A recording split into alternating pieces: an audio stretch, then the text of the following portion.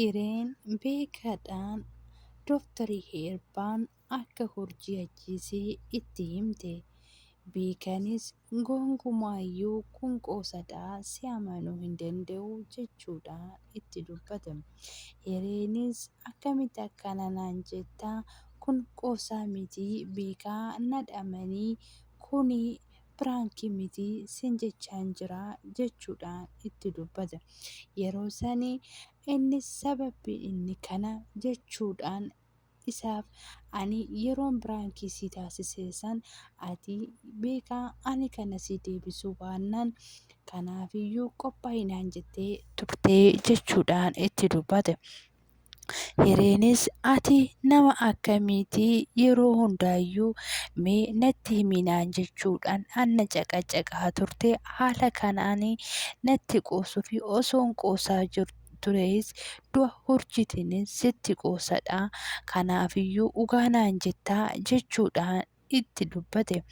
Eeyyenii du'a keetii ani dhugaa siin jedha ani siin kakachuu barbaadetii miti siin kakadheeti si hin beeku beekan koo yaaduu ammas irran deebi'a Dooktarii Eebbatu hurjii ajjeesee jechuudhaan itti himte. Yeroo sanitti beekanis garmalee guddaa tokko aabe. Yaa ta'u malee gumee fi obboleessi gumeedhaan ammayyuu hin qo'attuu ammas maal gootaa jechuudhaan itti dubbate.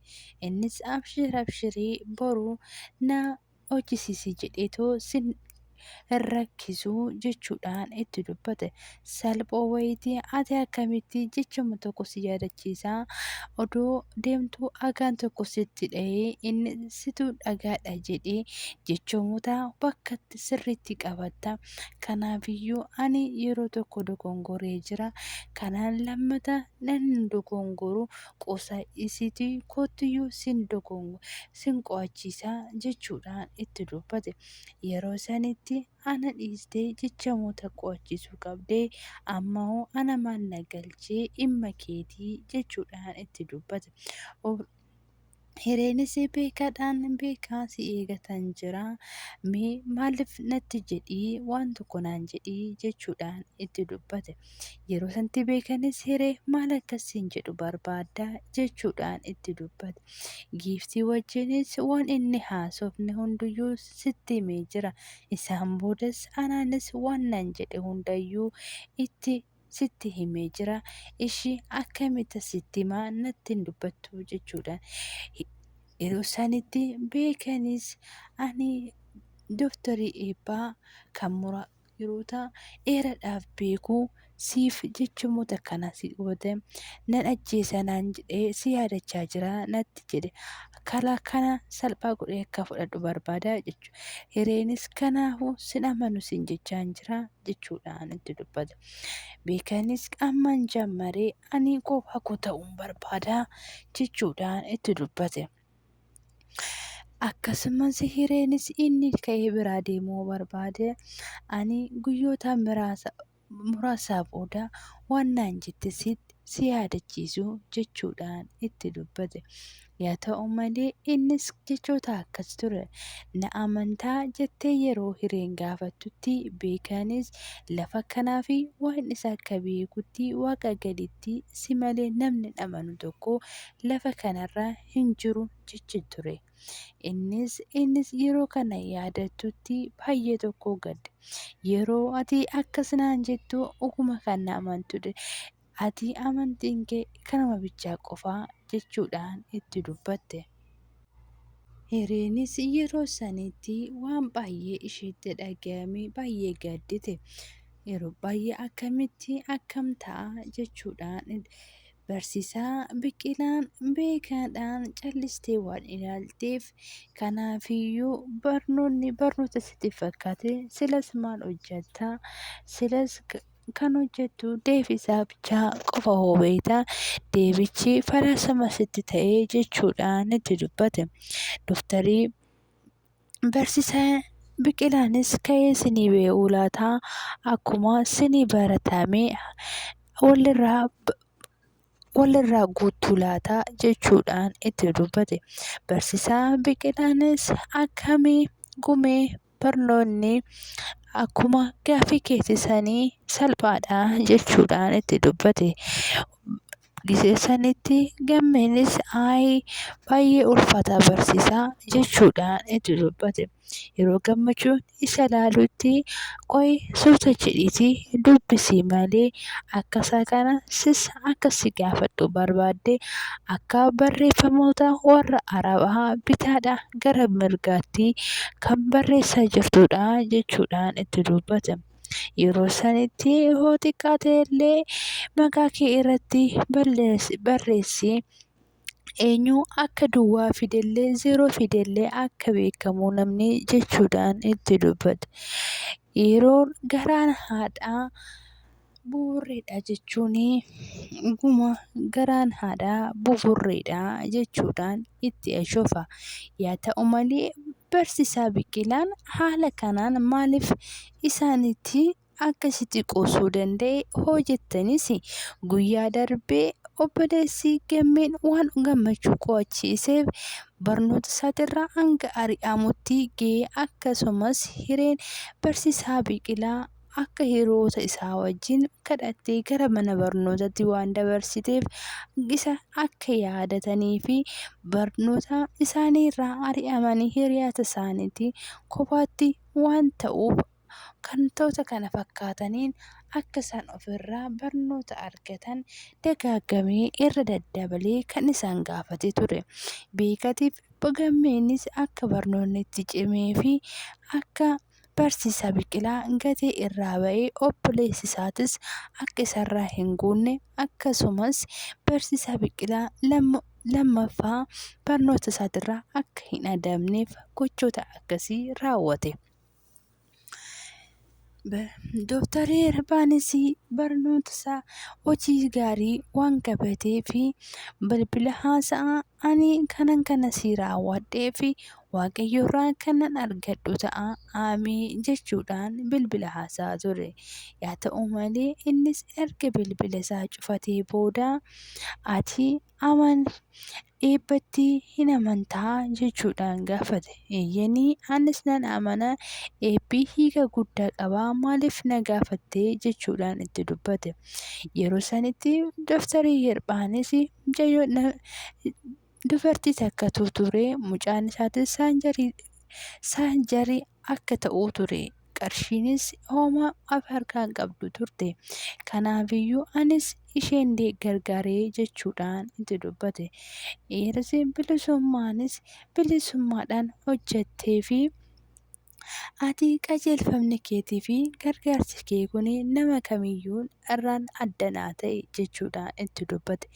Yeroo kanatti Dooktarri Erbaanis ani kana hojjedhu bilisummaadhaan osoo hin ta'in kan waaqayyo naa kennedha waan ta'eef kanaafiyyuu wanta hundumaayyuu nama kamiyyuu gargaarsa malee qarshiirranis hojjechuu akka hin qabu dirqama koodha jechuudhaan itti dubbate. Waan ofiinis waan ani na gargaarteef osoo hin ta'in ta'e bichaa wayin akka hiree bichaatti waan itti dhiyaattuuf waan na gargaarte natti fakkaate akkasumas namoota garaagaraa hin gargaarta jedhee hin yaadne jechuudhaan itti dubbata.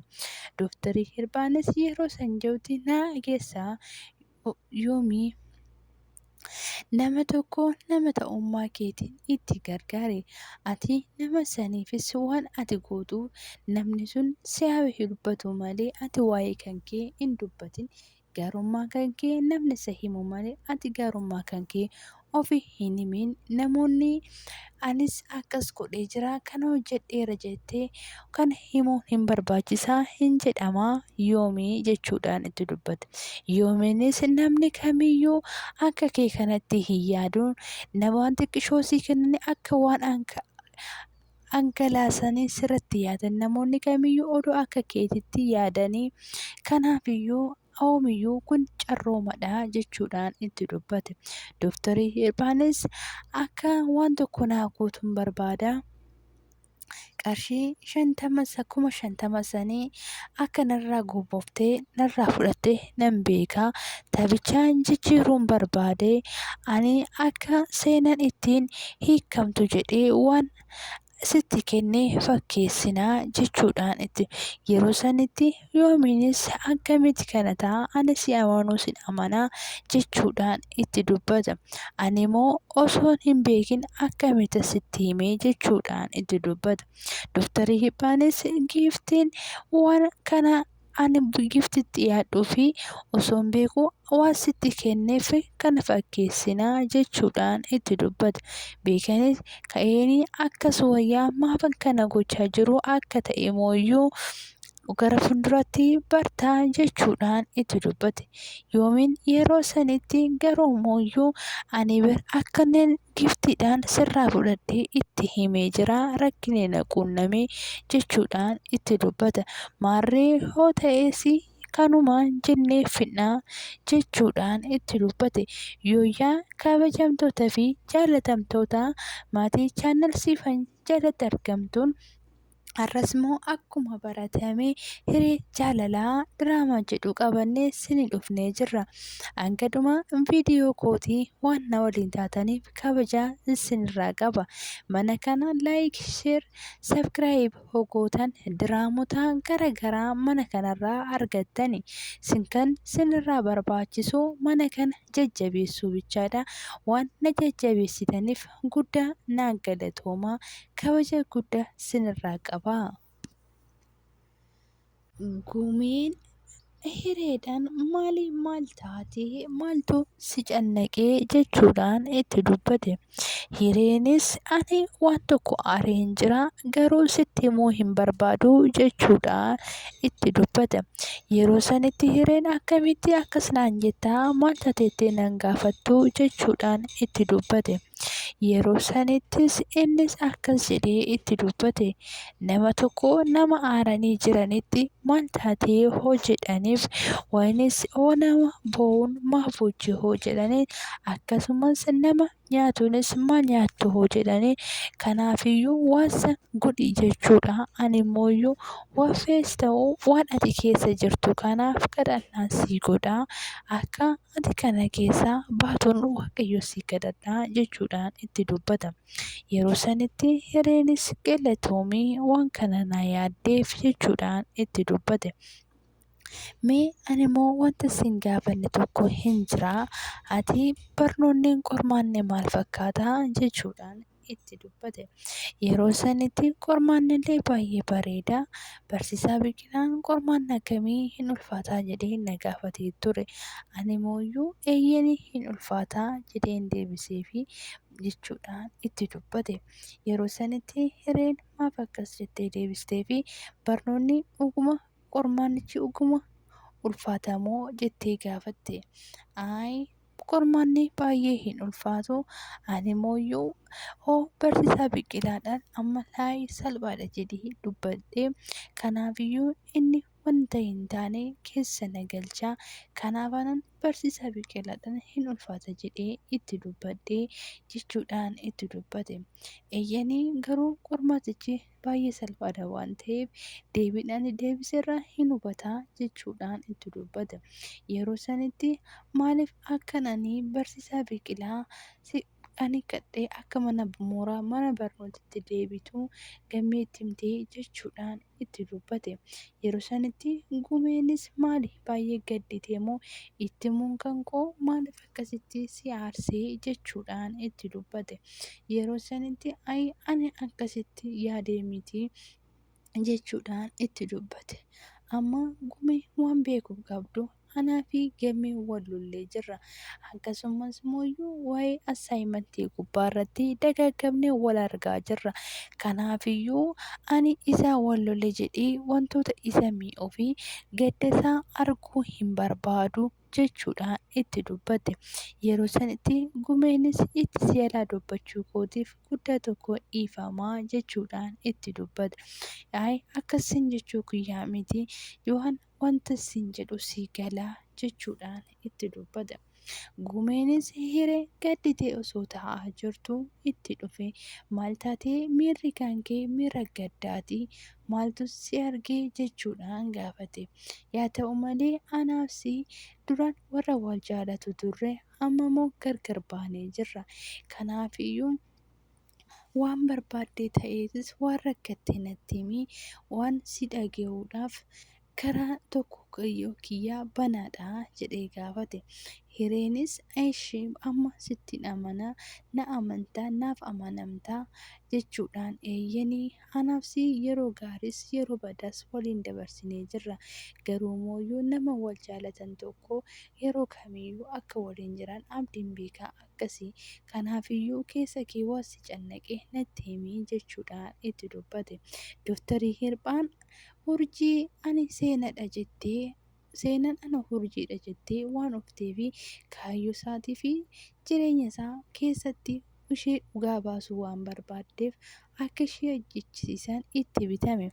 Kanaafiyyuu mucayyoo tanaa akka isheen hin duunetti akka isheen hin jiraannetti lafee ishee caccabsitanii akka na dhiyeessitan nan barbaada jechuudhaan warroota isheetti bitetti waliin dubbate.